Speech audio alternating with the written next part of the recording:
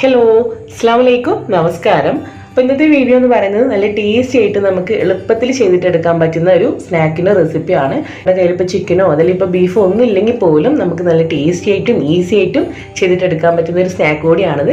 നിങ്ങൾ ഈ ഒരു ചാനൽ ആദ്യമായിട്ട് കാണുന്നവരാണെന്നുണ്ടെങ്കിൽ ഒന്ന് സബ്സ്ക്രൈബ് ചെയ്തിട്ട് സപ്പോർട്ട് ചെയ്യുക. അപ്പോൾ നമുക്ക് എങ്ങനെയാണ് ഈസി ആയിട്ട് ഈ ഒരു സ്നാക്ക് തയ്യാറാക്കിയിട്ട് എടുക്കുക എന്നുള്ളത് നോക്കാം. അപ്പോൾ നമ്മൾ ആദ്യം തന്നെ നമ്മുടെ ഈ ഒരു സ്നാക്കിലേക്ക് വേണ്ടിയിട്ടുള്ള ഫില്ലിംഗ് ആണ് റെഡിയാക്കിയിട്ട് എടുക്കുന്നത്. അപ്പോൾ അതിന് വേണ്ടിയിട്ട് ഞാനിത് ഒരു നോൺ സ്റ്റിക് പാനിലേക്ക് കുറച്ച് ഓയിൽ ഒഴിച്ചു കൊടുത്തിട്ടുണ്ട്. ഞാനിപ്പോൾ ഇവിടെ സൺഫ്ലവർ ഓയിലാണ് ഒഴിച്ചു കൊടുത്തിട്ടുള്ളത്. ഓൾമോസ്റ്റ് നമുക്കൊരു 3 ടേബിൾ സ്പൂണോളം ഓയിൽ ഇതിലേക്ക് ഒഴിച്ചു കൊടുക്കുക. ഇനി നമ്മളിതിലേക്ക് അടുത്ത് ചേർക്കാൻ പോകുന്നത് ഒരു 1 ടേബിൾ സ്പൂണോളം ഇഞ്ചിയും അതുപോലെ തന്നെ വെളുത്തുള്ളിയും രണ്ടും കൂടെ നല്ലപോലെ ചതച്ചെടുത്താണ് ചേർക്കുന്നത്. രണ്ടും കൂടെ ചേർത്തതിന് ശേഷം നന്നായിട്ട് നമ്മളൊന്ന് സോട്ട് ചെയ്തിട്ട് എടുക്കുകയാണ്. ചെറുതായിട്ട് ഒന്ന് കളർ മാറുന്നവരെ ജസ്റ്റ് ഒന്ന് നമ്മൾ വഴറ്റി കൊടുക്കുകയാണ്. ഇനി ഇതിലേക്ക് നമ്മൾ ഒരു വലിയ സവാള അത്യാവശ്യം കനം കുറഞ്ഞ് നീളത്തിൽ അരിഞ്ഞതിന് ശേഷം വീണ്ടും ഒന്ന് ചെറുതാക്കിയിട്ട് അരിഞ്ഞിട്ട് എടുക്കുക. അത് ഇതിലേക്ക് ചേർത്ത് കൊടുക്കാം. അതല്ലെങ്കിൽ നമുക്കൊരു ചോപ്പറിൽ ഇട്ടിട്ട് നല്ലപോലെ ഫൈനായിട്ട് ചോപ്പ് ചെയ്തെടുത്താലും മതിയാകും. അപ്പോൾ അത് ചേർത്തതിന് ശേഷം ഞാൻ ഇതിലേക്ക് ഒരു 1/4 ടീസ്പൂണോളം ഉപ്പ് ചേർത്ത് കൊടുക്കുന്നുണ്ട്. ഈ ഒരു സവാള ഒന്ന് പെട്ടെന്ന് വഴണ്ടി കിട്ടാൻ വേണ്ടിയിട്ട് അത് നന്നായിട്ട് ഒരു മീഡിയം ഫ്ലെയിമിൽ വെച്ചിട്ട് നമ്മൾ നല്ലപോലെ തന്നെ ഇതിനൊന്ന് വഴറ്റിയിട്ട് എടുക്കുകയാണ്. അപ്പോൾ നമ്മുടെ സവാളയൊക്കെ ഇവിടെ നല്ല പോലെ തന്നെ വഴണ്ടി വന്നിട്ടുണ്ട്. ഇനി നമ്മൾ ഇതിലേക്ക് കുറച്ച് മസാലപ്പൊടികൾ ചേർത്ത് കൊടുക്കാൻ വേണ്ടിയിട്ട് പോവാണ്. അപ്പോൾ ആദ്യം തന്നെ നമ്മൾ ചേർത്ത് കൊടുക്കുന്നത് ഒരു 1/4 ടീസ്പൂണോളം മഞ്ഞൾപ്പൊടിയാണ് ചേർത്ത് കൊടുക്കുന്നത്. ഇതിന് കൂടെ നെക്സ്റ്റ് ഞാൻ ഇതിലേക്ക് ചേർക്കുന്നത് നമ്മുടെ മല്ലിപ്പൊടിയാണ്. ഒരു 1/2 ടീസ്പൂണിൻ്റെ അടുത്ത് മല്ലിപ്പൊടി ചേർത്ത് കൊടുക്കാം. അടുത്ത് നമ്മൾ ഇതിലേക്ക് ചേർക്കാൻ പോകുന്നത് 1/2 ടീസ്പൂണോളം കുരുമുളക് പൊടിയാണ് ചേർത്ത് കൊടുക്കുന്നത്. അതല്ലെങ്കിൽ നിങ്ങൾക്ക് കുറച്ച് കൂടുതൽ എരിവ് വേണമെന്നുണ്ടെങ്കിൽ അതിൽ കൂടുതലായിട്ട് കുരുമുളക് പൊടി ചേർക്കാവുന്നതാണ്. ഇനി അതിലേക്ക് ചേർക്കാൻ പോകുന്നത് നമ്മുടെ ചെറിയ ജീരകത്തിന്റെ പൗഡറാണ്, അതായത് ക്യുമിൻ പൗഡറാണ്. അത് നമ്മളൊരു 1/4 മുതൽ 1/2 ടീസ്പൂൺ വരെ ചേർക്കാം. നമ്മുടെ ടേസ്റ്റ് അനുസരിച്ചിട്ട് ചേർത്ത് കൊടുക്കാം. ഞാൻ ഇതിലേക്ക് ഒരു 1/2 ടീസ്പൂണോളം നമ്മുടെ ചാറ്റ് മസാല പൗഡർ കൂടെ ചേർക്കുന്നുണ്ട്. നിങ്ങളുടെ കയ്യിലുണ്ടെങ്കിൽ അതുകൂടെ ചേർത്ത് കഴിഞ്ഞാൽ കുറച്ചുകൂടെ നല്ല ടേസ്റ്റ് കിട്ടും. ഇപ്പോൾ കയ്യിലില്ലെങ്കിലും കുഴപ്പമൊന്നുമില്ല, ബാക്കിയുള്ള മസാലപ്പൊടികൾ വെച്ചിട്ട് ചെയ്താൽ തന്നെ നല്ല ടേസ്റ്റ് ഉണ്ടാവും. ഇത്രയും മസാലപ്പൊടികളൊക്കെ ചേർത്തിട്ട് നല്ല പോലെ തന്നെ നമ്മൾ അതിൻ്റെ പച്ചമണം മാറി കിട്ടുന്നവരെ ഒന്ന് നല്ലപോലെ വഴറ്റിയിട്ട് എടുക്കുകയാണ്. ഞാൻ ഇതിലേക്ക് ഒരു ചെറിയ പച്ചമുളകിന്റെ ഹാഫോളം ഒന്ന് ചെറുതായിട്ട് കട്ട് ചെയ്തിട്ട് ചേർക്കുന്നുണ്ട്. എരിവ് കൂടുതൽ ഇഷ്ടമുള്ളവർക്ക് വേണമെങ്കിൽ ഒരു ചെറിയ പച്ചമുളക് മുഴുവനായിട്ട് തന്നെ എടുക്കാം കേട്ടോ. അതും കൂടെ ചേർത്തിട്ട് നന്നായിട്ട് തന്നെ വഴറ്റി കൊടുക്കാണ്. നമ്മൾ ഇതിലേക്ക് ചേർക്കാൻ പോകുന്നത് നമ്മുടെ മെയിൻ ആയിട്ടുള്ള ഐറ്റമാണ്, അതായത് ഉരുളക്കിഴങ്ങ് വേവിച്ച് വെച്ചതാണ് ഇനി ഇതിലേക്ക് ചേർക്കാൻ പോകുന്നത്. അപ്പോൾ ഞാനിവിടെ എടുത്തിട്ടുള്ളത് 2 വലിയ ഉരുളക്കിഴങ്ങാണ് എടുത്തിട്ടുള്ളത്. അത് നമ്മൾ ഒരു പ്രഷർ കുക്കറിൽ ഇട്ടിട്ട് നന്നായിട്ട് ഒന്ന് വേവിച്ചിട്ട് എടുക്കുകയാണ്. എന്നിട്ട് നന്നായിട്ട് തന്നെ ഒന്ന് ഉടച്ചിട്ട് എടുക്കുക. നമ്മൾ ഇതിലേക്ക് ചേർക്കുന്നതിന് മുന്നേ തന്നെ നന്നായിട്ട് തന്നെ ഉടച്ചിട്ട് എടുക്കണം. ചൂടോട് കൂടിയിട്ട് ഉടച്ചെടുക്കുമ്പോഴാണ് നമുക്ക് നല്ല പോലെ തന്നെ അത് ഉടച്ചെടുക്കാൻ കഴിയുന്നത് കേട്ടോ. അപ്പോൾ അതുകൊണ്ട് ഇതിലേക്ക് ചേർത്തിട്ട് നമ്മൾ നേരത്തെ റെഡിയാക്കി വെച്ചിട്ടുള്ള ഈ ഒരു മസാലയായിട്ട് നല്ല പോലെ തന്നെ യോജിപ്പിച്ചെടുക്കുകയാണ്. അപ്പോൾ ഇത് നമ്മൾ ചേർത്തിട്ടുള്ള ഉരുളക്കിഴങ്ങും നമ്മുടെ മസാലയും കൂടി നന്നായിട്ട് തന്നെ യോജിപ്പിച്ചെടുത്തിട്ടുണ്ട്. ഇതിലേക്ക് ഞാൻ കുറച്ചും കൂടെ ഉപ്പ് ചേർത്തിട്ട് ഉപ്പൊന്ന് കറക്റ്റ് ചെയ്ത് കൊടുക്കുകയാണ്. നമുക്ക് നേരത്തെ തന്നെ വേണമെങ്കിൽ ഉപ്പ് ചേർത്ത് കൊടുക്കാം. ഞാൻ ഉരുളക്കിഴങ്ങ് കൂടെ ചേർത്തതിന് ശേഷമാണ് കേട്ടോ ഉപ്പ് കറക്റ്റ് ചെയ്ത് കൊടുത്തിട്ടുള്ളത്. അപ്പോൾ എല്ലാം കൂടി ചേർത്തിട്ട് വീണ്ടും നന്നായിട്ടൊന്ന് മിക്സ് ചെയ്തിട്ട് എടുക്കുകയാണ്.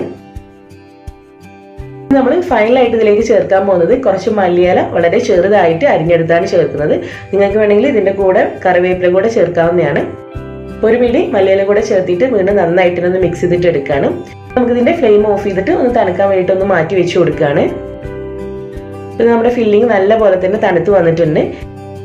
ഇനി നമുക്കിതിലേക്ക് നെക്സ്റ്റ് വേണ്ടത് 1-2 കോഴിമുട്ട നല്ല പോലെ തന്നെ ഒന്ന് ബീറ്റ് ചെയ്തിട്ട് ഒരു ബൗളിലെടുത്ത് മാറ്റി വെക്കാം. പിന്നെ ഇതിലേക്ക് നമുക്ക് കുറച്ച് ബ്രെഡ് ക്രംസ് വേണം, അതായത് നമ്മുടെ ബ്രെഡിൻ്റെ അരികുവശങ്ങളൊക്കെ ബാക്കി വന്നത് എടുത്തിട്ട് ഒന്ന് പൊടിച്ചെടുത്താൽ മതിയാകും. അങ്ങനെ പൊടിച്ചെടുത്തുള്ള ബ്രെഡ് ക്രംസ് ഇവിടെ റെഡിയാക്കി വെച്ചിട്ടുണ്ട്. ഇതുപോലെ കുറച്ച് ബ്രെഡ് സ്ലൈസസ് കൂടെ വേണം. ഇതിൻ്റെ അരികുവശങ്ങളൊക്കെ ഒന്ന് കട്ട് ചെയ്തിട്ട് മാറ്റിയാണ്. ഇവിടെ ഇപ്പോൾ ഞാൻ നേരത്തെ എൻ്റെ കയ്യിലുണ്ടായിരുന്ന ബ്രെഡ് ക്രംസ് ആണ് എടുത്തിട്ടുള്ളത്. നിങ്ങൾക്ക് വേണമെങ്കിൽ നമ്മളിങ്ങനെ അരികുവശം കട്ട് ചെയ്തെടുക്കുന്ന അതെടുത്തിട്ട് ബ്രെഡ് ക്രംസ് ആക്കിയിട്ട് എടുത്താലും മതിയാകും കേട്ടോ. പ്രത്യേകിച്ച് നമ്മൾ ബ്രെഡ് എടുത്തിട്ട് ബ്രെഡ് ക്രംസ് റെഡിയാക്കി എടുക്കേണ്ട ആവശ്യമൊന്നുമില്ല. അപ്പോൾ നമ്മൾ എടുക്കുന്ന ബ്രെഡ് സ്ലൈസസ് എല്ലാം തന്നെ ഇതുപോലെ സൈഡ് വശം ഒന്ന് കട്ട് ചെയ്തിട്ട് മാറ്റിയാണ്. ഇനി നമ്മൾ ചെയ്യാൻ പോകുന്നത് ഇതിനെ ഒന്നുകൂടെ ഒന്ന് സൈസ് ആക്കിയിട്ട് എടുക്കാൻ വേണ്ടിയിട്ട് ഇതുപോലെ ഒരു റോളർ വെച്ചിട്ട് ഒന്നുകൂടെ ഒന്ന് പ്രസ് ചെയ്തിട്ട് ഒന്ന് പരത്തി കൊടുക്കുകയാണ്. അപ്പോൾ നമുക്ക് കുറച്ചും കൂടെ അതിൻ്റെ സൈസ് ഒന്നും കൂടെ ഒന്ന് വലുതായിട്ട് കിട്ടും. ഫില്ലിങ് നിറച്ചതിന് ശേഷം നമുക്കത് ഫോൾഡ് ചെയ്തെടുക്കാനൊക്കെ കുറച്ചും കൂടെ എളുപ്പമാവും. ഇതിലേക്ക് നമ്മൾ ഒരു 1 ടേബിൾ സ്പൂൺ മാത്രം ഫില്ലിങ് വെച്ച് കൊടുക്കുകയാണ്. ഓവറായി വെച്ച് കൊടുത്തു കഴിഞ്ഞാൽ നമുക്കത് ഫോൾഡ് ചെയ്തിട്ട് എടുക്കാൻ വേണ്ടിയിട്ട് പറ്റില്ല. എന്നിട്ട് അതിൻ്റെ സൈഡ് വശങ്ങളൊക്കെ ചെറുതായിട്ട് വെള്ളം വെച്ചിട്ട് ഒന്ന് ഒട്ടിച്ച് കൊടുക്കുകയാണ് നമ്മൾ ചെയ്യുന്നത്. നമ്മൾ എടുക്കുന്ന ബ്രെഡ് കുറച്ചിങ്ങനെ പൊടിഞ്ഞു പോകുന്ന ബ്രെഡൊക്കെ ആണെങ്കിൽ നമുക്ക് ഇങ്ങനെ ഫോൾഡ് ചെയ്തെടുക്കാൻ കുറച്ച് ബുദ്ധിമുട്ട് വരും. അപ്പോൾ ഈ എടുത്തിട്ടുള്ള ബ്രെഡിന് കുറച്ച് അങ്ങനത്തെ പ്രോബ്ലം ഉണ്ട്.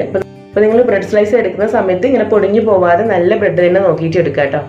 സൈഡ് വശങ്ങളൊക്കെ നമ്മുടെ കൈ ഒന്ന് വെള്ളത്തിൽ മുക്കിയെടുത്തതിന് ശേഷം നന്നായിട്ടൊന്ന് പ്രസ് ചെയ്ത് കൊടുത്താൽ തന്നെ മതിയാകും. നന്നായിട്ടത് അങ്ങനെ പ്രസ് ആയിട്ട് തന്നെ നിന്നോളും.